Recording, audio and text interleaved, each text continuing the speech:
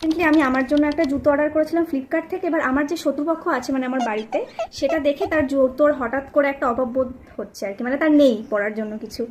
তখন আমার মনটা এতটাই বড়, মানে আমার নিজের পকেট মানি, মানে বাংলা কথা যেটাকে বলে জমানো টাকা, সেটা দিয়ে তার জন্য আমি একটা জুতো অর্ডার করেছি। আর সে সেটা জানে না। আর শত্রুপক্ষ কে সেটা আমি দেখাবো, তার আগে দেখাবো যেটা অর্ডার করেছি। প্যাকিংটা আমি খুলিনি।